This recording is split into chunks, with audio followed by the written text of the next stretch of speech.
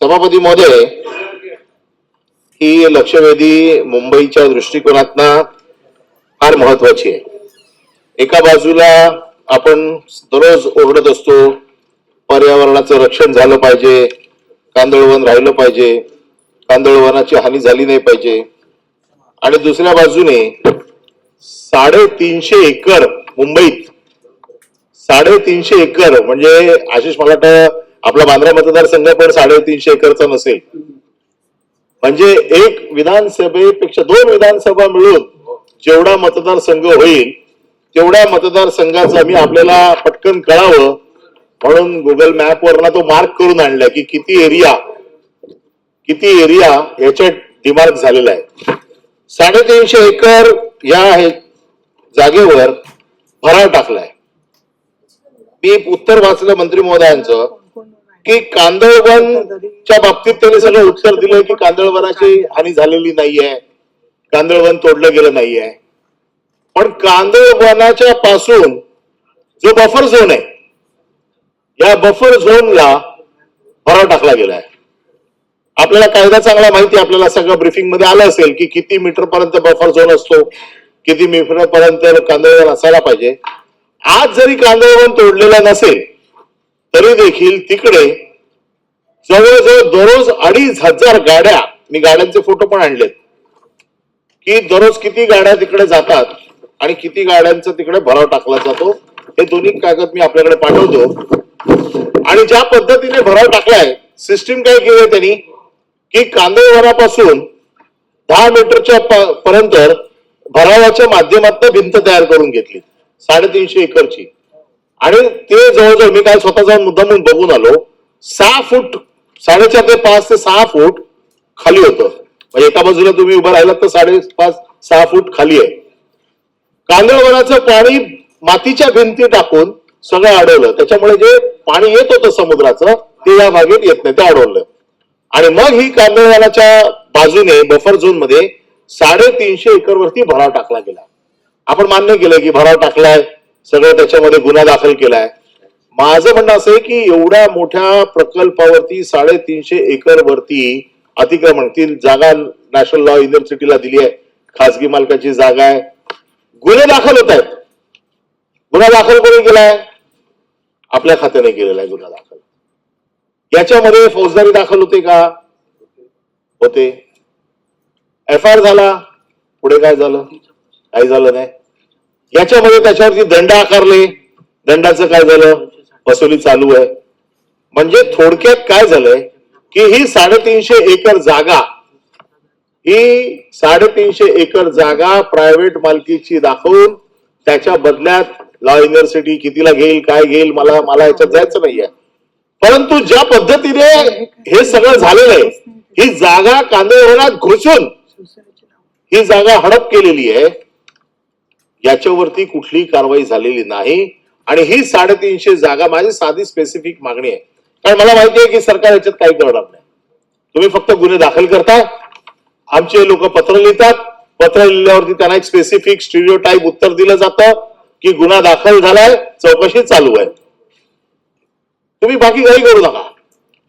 हा जो भराव चुकीच्या पद्धतीने टाकलाय, एक तर गोष्ट आपल्याला मान्य आहे की बफर झोनच्या आतमध्ये CRZ1च्या आतमध्ये आहे आणि CRZ1च्या आतमध्ये जर भराव टाकलेला असेल तर तो भराव चुकीच्या पद्धतीने टाकलाय, हे तर आपण मान्यच केलंय.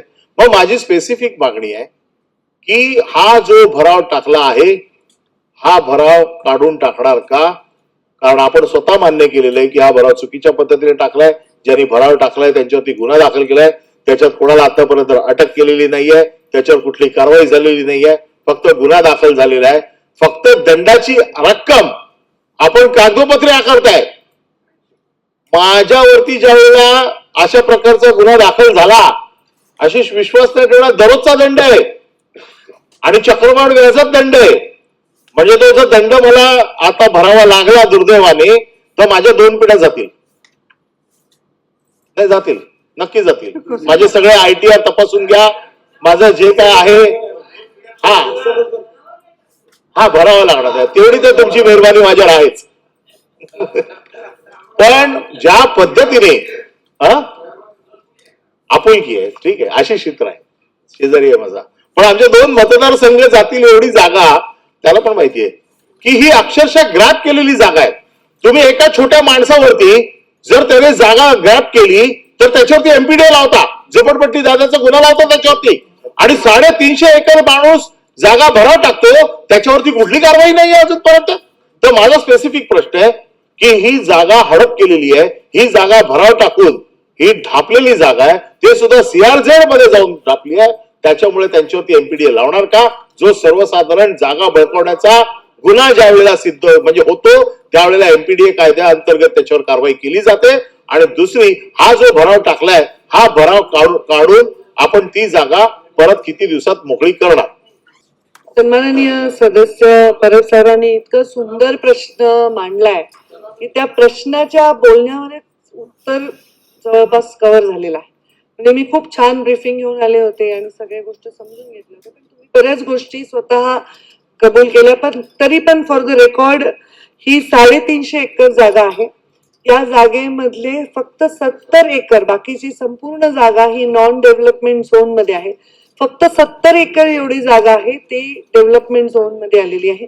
त्यामधली 35 एकर म्हणजे 50% जागा ही नॅशनल लॉ कॉलेजसाठी आरक्षित केलेली आहे आणि 35 एकर जागेची डेव्हलपमेंटची परवानगी दिलेली आहे.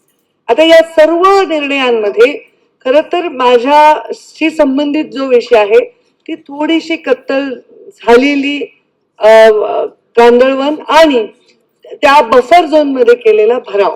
आपण म्हणताय की ह्या पद्धतीने हे इलिगल पद्धतीने परवानगी दिली आहे, पण ते परवानगी देणे किंवा त्याला डेव्हलपमेंटचं झोन करणे किंवा त्यांना नो डेव्हलपमेंट झोन करणे हा विषय हा सर्वार्थाने माझ्याकडे येत नाही. पण तरीही सभागृहाचा मान ठेवून इथे जर नॉन डेव्हलपमेंट झोन असताना आजूबाजूला कांदळवन असताना अशा प्रकारची परवानगी देण्यामागचं कारण काय याच्याबद्दलची चौकशी करावी असं संबंधित विभागांना, एक मी कंप्लीट करेन, संबंधित विभागाला आम्ही असं सूचना करू. दुसरी गोष्ट, या लोकांवर जे डेव्हलपमेंट आहे, डेव्हलपर आहेत, या दोन्ही डेव्हलपर त्यांच्याशी त्यांनी पार्टनरशिप केलेली आहे, त्यांच्यावर कारवाई करण्याच्या संदर्भामध्ये FIR करण्याच्या संदर्भामध्ये कारवाई झालेली आहे आणि त्याच्यावर जे दंडाची रक्कम सुद्धा आहे. म्हणजे मी मुद्दाम जेव्हा ब्रीफिंग घेते तेव्हा तारखा विचारल्या की प्रश्न पडलाय किंवा लक्षवेधी येणार आहे अशीच कुजबूज आहे म्हणून दंडात्मक कारवाई केली आहे का? तर असं नाहीये. ही दंडात्मक कारवाई सुद्धा आधीच केलेली आहे. एक 24 मध्ये केलेली आहे. 18 मे 24 ला अगदी 2,22,000चा दंड लावला होता, जे अत्यंत क्षुल्लक आहे जमिनीच्या किंमत आणि त्याच्यावर होणाऱ्या डेव्हलपमेंटचा अंदाज घेता. त्यामुळे आता 25 मध्ये म्हणजे 21 एप्रिल 2025 मध्ये 87.26 कोटी रुपयाचा दंड यांना लावण्याची कारवाई झाली. आता एप्रिल मध्ये ही कारवाई झाली. आता निश्चितच त्याची वसुली काही अजून झालेली नाही. ती 100% वसुली करण्याच्या संदर्भात कारवाई संबंधित अधिकाऱ्यांनी केली पाहिजे असा आग्रह आणि त्याबद्दलचे पावलं नक्कीच चालण्यात येतात. एक मिनिट, बाईंनी पण हातवर केला, तुम्हाला देते ना बोलायला. असं करूया, बाई जगताप. जे ब्रीफिंग घेतलंय त्याच्यामध्ये जे सांगितलं की त्यांच्या पुरता किती विषय आहे, विषय तुमच्या पुरता किती आहे किती नाही आहे हा विषय नाही, माझा शासनाला विषय. विषय हा आहे की एक तर पहिली गोष्ट म्हणजे एनडी झोन मधनं ही जागा बाहेर काढली, 70 एकर एनडी झोन मधनं बाहेर काढली. ठीक आहे, तुम्ही 70 एकर मधनं एनडी झोन बाहेर काढली असेल नॅशनल युनिव्हर्सिटीला देण्यासाठी. माझं म्हणणं असं आहे की बफर झोन मध्ये अशा प्रकारचं रिझर्वेशन काढता येतं का सरकारला? हे सरकारला तुम्हाला काढताच येत नाही, हे सेंट्रल गव्हर्नमेंटचं काम आहे, हे तुमचं काम नाही. आणि म्हणून 70 एकरला जी एनडी झोन मधनं काढलेली जमीन आहे ती देखील बफर झोन मध्ये, त्याच्यातली जमीन ती देखील बफर झोन मध्ये. मग बफर झोन मध्ये जरी आपण त्याला रेसिडेन्शियल जरी दिलं असेल किंवा आपण त्याला जरी एनडी झोन मधनं बाहेर काढलेलं असेल, आता आमच्याकडे काही समजा जमीन असेल आणि जी एनडी झोनच्या बाहेर आहे परंतु मला बफर झोन मध्ये काम करता येत नाही, बफर झोन मध्ये तुम्ही ही जी काही परवानगी दिली आहे म्हणजे तुम्ही एनडी झोन मधनं बाहेर काढलंय आणि तुम्ही बफर झोन तुम्ही ते फक्त विषय 35 एकर पुरता मर्यादित केलेला आहे. याच्यामध्ये विषय 35 एकरचा किंवा 75 एकरचा नाही, 5 एकरचा पण नाही. आमचं म्हणणं असं आहे की कत्तल झालीये, बफर झोन तयार केला गेला म्हणजे भिंत बांधून तयार केला गेला, ते सगळं बरोबर सगळे अधिकाऱ्यांना हाताशी धरून ते तयार केलेलं काम आहे. 350 एकर जागा ढापायची म्हणजे तुम्ही विचार करा की कोहिनूर हिरे चोरून आणण्यासारखं आहे ते. एवढं सोपं काम नाहीये ते. 350 एकर प्रवीणजी आपल्या बाजूला 350 एकर जमीन पूर्ण ताब्यात घेतलेली आहे. त्याच्यामुळे याच्यावरती सरकारला फार लक्ष द्यायला पाहिजे. आमचं एवढंच म्हणणं आहे, तो भराव जरी काढला आपण तरी कांदळवनाचं पाणी पुढे येणार आहे. भराव टाकून कांदळवनच बंद करून टाकले तुम्ही. म्हणजे झाड मारायची गरज नाहीये, झाडाची अशीच मारून टाकणार आहे तुम्ही झाडं आणि पाणीच बंद करून टाकते त्याचं. कांदळवनाचा उद्देश काय की समजा सुनामी येणार असेल किंवा बाकी काही संकट येणार असेल तर त्याच्यासाठी तो बफर झोन तयार केला जातो. जो बफर झोन मध्येच तुम्ही एकतर व्हायोलेशन केलेलं आहे की त्याला परवानगी देऊन टाकली रिझर्व्ह बाहेर काढून आणि अशा पद्धतीचं रिझर्वेशन बदलून सरकार देखील या कटामध्ये सामील आहे का हा माझ्यासमोर प्रश्न निर्माण झालेला आहे. आपण जे म्हणताय कारवाई काल नाही केली आहे, आज नाही केली आहे, तो माणूस जो कोण असेल ज्याच्यावरती कारवाई केली आहे इतके दिवस त्याच्यावरती दंडात्मक रक्कम आकारून तो आपल्याला मोजत नाही हा विषय, सरकारला घाबरत नाही हा विषय. मग तो सरकारला जर घाबरत नसेल, एखादा माणूस दंड नसेल भरत तर त्याच्यावरती जप्तीची कारवाई नको करायला, त्याच्यावरती जप्तीची कारवाई नको करायला. मग अशा माणसाला आपण काय करणार. आणि माझा परत स्पेसिफिक प्रश्न आहे, विषय 35 एकरचा नाहीये, विषय 70 एकरचा नाहीये, विषय ज्या पद्धतीने ही जागा ताब्यात घेतली आहे त्या पूर्ण जागेचा आहे. आपण नियमाने नॅशनल लॉ युनिव्हर्सिटीला जी जागा द्यायची आहे CRZ1च्या बाहेर येत असेल वरतून परमिशन घ्या आणि त्यांना नॅशनल युनिव्हर्सिटीला जागा द्या, आमचं त्यांच्या बाबतीत काही म्हणणं नाहीये. पण ज्या पद्धतीने ह्या डेव्हलपरने ज्या बाकीच्या सगळ्या लोकांना हाताशी धरून हे सगळ्या जागा पूर्णपणे ताब्यात घेण्याचं काम केलंय त्याची सुरुवात म्हणजे तो भराव तिकडून काढून टाकणं. 6 फुटाचा 4.5 फुटाचा भराव आहे, हा जर काढून घेतला तर तुमची कांदळवनं अशीच मोकळी होऊन जात आहेत.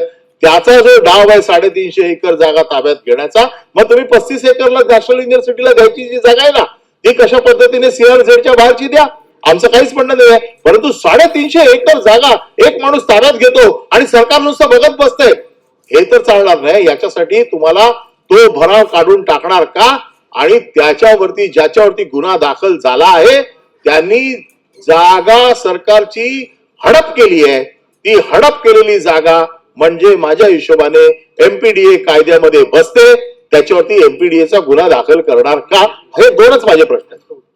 सन्माननीय सदस्याने जे सांगितलं त्याच्यामध्ये भराव काढण्याचा जे बफर झोन आहे त्या बफर मध्ये त्यांनी भराव केला हे तर मान्यच केले आम्ही उत्तरामध्ये. तो भराव काढण्यासाठी आम्ही त्यांना आदेश देऊ आणि ह्या जागेच्या संदर्भातलं जे काही ट्रान्झॅक्शन आहे त्या ट्रान्झॅक्शन मध्ये या विधान परिषदेमधील एखाद्या सदस्याला त्याच्याविषयी शंका सुद्धा मनात असेल तर त्याच्याविषयी निश्चितच डिटेलमध्ये जाण्याची आवश्यकता आहे. तर नक्कीच त्याच्यामध्ये आपण त्यामध्ये डिटेल चौकशी करण्यासाठी, कारण हे उत्तर तुम्ही सांगितलं की केवळ पर्यावरण मंत्री म्हणून नाही तर आपण समस्त सरकार म्हणून याच्यावर लक्ष देण्याची गरज आहे. तर मी स्वतः तिथे प्रत्यक्षात भेट देईन आणि मला प्रत्यक्ष डोळ्यांनी पाहणी करेन की तिथे काय परिस्थिती घडलेली आहे. त्यानंतर माझं उत्तर नाही परब साहेब हे पण मंत्र्यांचं उत्तर पूर्ण ऐकून घ्या. ते माझ्याकडे पण गुगलचे माझ्याकडे पण देणार आहे पण त्यांचं एक बाई जगताप झालं की तुम्हाला देणार आहे. माझ्याकडे मंत्र्यांचं ऐकून घ्या फोटो आहेत. हा पण त्या प्रत्यक्ष जाऊन फोटो काढतील. नाही आता प्रत्यक्ष जायची गरज नाही. गुगलवर स्वतः प्रत्यक्ष अभ्यास होईल त्यांचा. असं काय एक मिनिट सन्माननीय महोदय माझं उत्तर हे गुगलवरचं माझ्याकडे पण जे सन्माननीय सदस्य दाखवतात ते माझ्याकडे पण आहे. मी स्वतः या जागेला भेट देईन, सन्माननीय सदस्यांना घेऊन जाईन तिथले लोकप्रतिनिधी आणि तिथे प्रत्यक्षात आपल्याला समाधान नाही झालं त्याच्यावर चौकशी समिती नेमण्यात येईल. तोपर्यंत या जागेवर कुठल्याही प्रकारचे निर्णय होणार नाहीत असे संबंधित विभागाला सुद्धा फ्लोअरवर मी शब्द दिल्यामुळे तसा निर्णय. सन्माननीय बाई जगताप त्याच्यानंतर प्रवीण दरेकर अहो पण एकच साहेब त्याच्यानंतर त्यांनी हात तुमच्या नाही झालं ते नाही झालं तुम्हाला त्या उत्तर देतात चांगले देतात. हात वर केला. सभापती महोदय आभारी एक स्वतः परब म्हणाले की नाही त्यांना पूर्ण करायचं होतं. आपण पण बोला कारण हा सगळ्यांचा मुंबईच्या दृष्टीने सगळ्यांचाच हा प्रश्न आहे. सभापती महोदया मंत्री महोदया प्रयत्न करतात चांगलं उत्तर देण्याचं. पण असं आहे की बफर झोन मध्ये अशा पद्धतीचं बांधकाम झालं मान्य करता येतं का? तर नाही. नंबर 2, आणि पालकमंत्र्याला माहितीच नाही.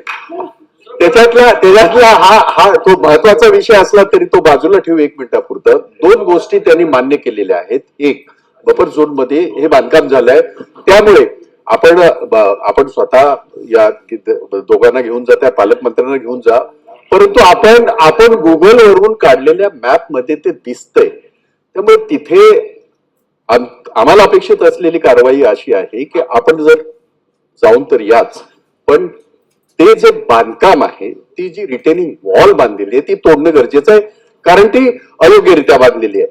नंबर 2, आपल्या याच्यामध्ये जी कारवाई आपण सांगितली, FIR जो झालेला आहे, हा FIR कांदळवनाच्या बाबतीमध्ये आपल्याकडे कायदा आहे की त्याच्यावर मनुष्यवधाचाच गुन्हा दाखल झाला पाहिजे, हा आपला कायदाच सांगतो. त्यामुळे ते FIR फक्त महत्वाचा नाही, या माणसावर, या व्यक्तीवर मनुष्यवधाचाच गुन्हा दाखल होतो जेव्हा आपण मान्य करतो की कांदळवनाच्या त्या बफर झोन मध्ये त्यांनी अशा पद्धतीने केलेला आहे आणि त्याचा जो काही मनसुबा असेल तो तर आपण उधळून लावूच सगळे मिळून, पण याच्यावर FIR जो आहे तो मनुष्यवधाचा आहे का हाही प्रश्न आहे. नसेल तर आपल्या कायद्याप्रमाणे त्याच्यावर मनुष्यवधाचा गुन्हा आपण दाखल करणार का, एकतर त्याचं निष्कासित करणार का आपल्या व्हिजिट नंतर, आणि FIR जो आहे जो त्याने चुकीच्या पद्धतीने तिथे आणि कांदळवनाची कत्तल झाली हे आपण मान्य केलंय, म्हणून मनुष्यवधाचा त्याच्यावर गुन्हा दाखल करणार का, मंत्री महोदय, जो कायद्यात आहे, जो आपल्या कायद्यात आहे. मी बफर झोन मध्ये त्यांनी भराव केलाय हे मान्य केलेलं आहे. आता स्वतः परब साहेबांनी सांगितलं की ह्याच्यामध्ये कांदळवनाची कत्तल झाली नाही असं उत्तरात दिसतंय. अगदी काही 1-2 ठिकाणी त्यांनी सांगितले की कांदळवनाचा नुकसान झाल्याचं आढळून आलं.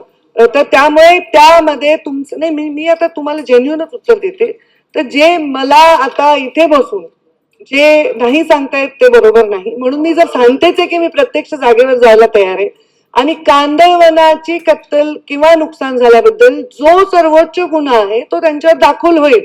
तो कोणताही मी सभागृहात सांगणं योग्य नाही. जे सर्वोच्च आहे ते मी करतो. सन्माननीय प्रवीण दरेकर. हे अनिल परब साहेब यांनी अत्यंत आशिषजी बसा ना काय शेलर साहेब, अतिशय महत्वाचा असा कांदळवनाच्या जमिनीवर आणि समुद्रकिनारी भरणे होते आणि पर्यावरणाच्या काय काळे, आणि त्याच्यामुळे त्या ठिकाणी अनधिकृत भराव मोठ्या प्रमाणावर चाललाय. एका बाजूला आपण वेगवेगळ्या प्रकारच्या योजना आणल्यामुळे आपल्याकडे आर्थिक बर्डन आहे असं आपण सांगतो. मी महसूल मंत्र्यांशी बोललोय, आजही पुन्हा पुनरुच्चार करतो.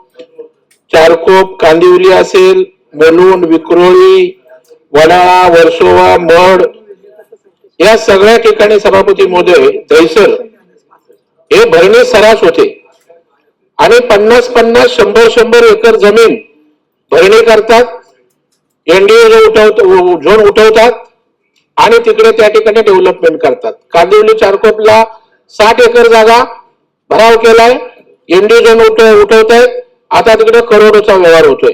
हा प्रश्न पर्यावरणापुरता जरी असला तरी रेव्हेन्यूचा विषय आपण काय फाईन लावता 2-2.5 लाख सांगितलं, त्याने या विषयाने याच्या मागे करोडोचं ट्रान्झॅक्शन सभापती मध्ये या ठिकाणी होतं.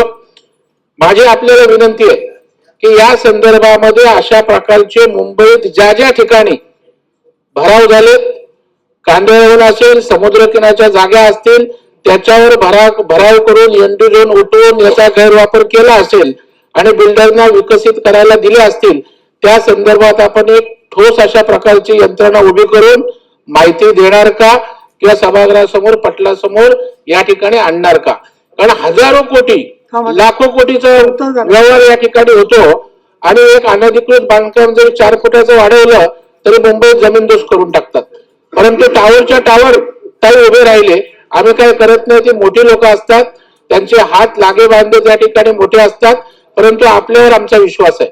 आपण त्या ठिकाणी या विषयामध्ये गांभीर्याने लक्ष घालून तुम्ही रेव्हेन्यू असेल, त्या ठिकाणची इतर जी संबंधित डिपार्टमेंट असतील यांची एक बैठक घेऊन सविस्तर आढावा घ्यावा आणि ही गोष्ट या ठिकाणी सभागृहात पटलासमोर यावी अशी एक मागणी. आणि या अनुषंगाने मगाशी परब साहेबांनी सांगितलं थोडा आपल्याशी विषयांतर होत असेल, पण बफर झोनच्या बाबतीत तुम्ही असं भरणी करता आणि कांदिवली, बोरिवली, दहिसर आमच्या नॅशनल पार्कच्या बाजूला खासगी वने आहे ते बफर झोन मधनं काढत नाही. 50-50 वर्ष आपण तिकडे ते रहिवासी राहतात, त्यांना त्या ठिकाणी बफर झोन आपण काढत नाही. मला वाटतं हे त्यांचंही खासगी वनेवर राहणारे लाखो रहिवासी आहेत. आज त्यांना पाणी नाही, सुविधा नाहीत, कुठल्या नाहीत. थोडंसं विषयांतर या वनेचं होईल, परंतु त्यांनाही त्या ठिकाणी न्याय देण्यासंदर्भात, कारण सरकार म्हणून आपल्याशी बोलतोय, तर त्यांनाही न्याय देण्यासंदर्भात काय भूमिका घ्या.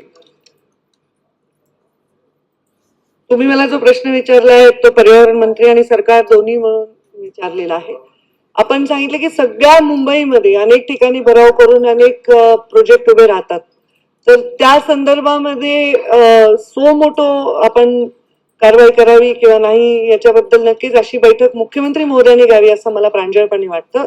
तर आपण स्वतः पत्र लिहावं मुख्यमंत्री महोदयांना, मीही लिहीन. त्यांनी अशा प्रकारची एक बैठक घेतली तर नक्कीच, कारण रेव्हेन्यू आहे, नगर विकास आहे, हाऊसिंग आहे, हे सगळे लोक त्याच्यामध्ये निर्णय प्रक्रियेत असल्यामुळे जर मुख्यमंत्र्यांनी त्याच्यामध्ये मी त्यांना विनंती करेन की अशी एखादी बैठक घ्यायला हरकत नाही, जेणेकरून नक्कीच पर्यावरणामध्ये आपण हे कांदळवन किंवा हा जो भराव आहे त्याची मदत होऊ शकते.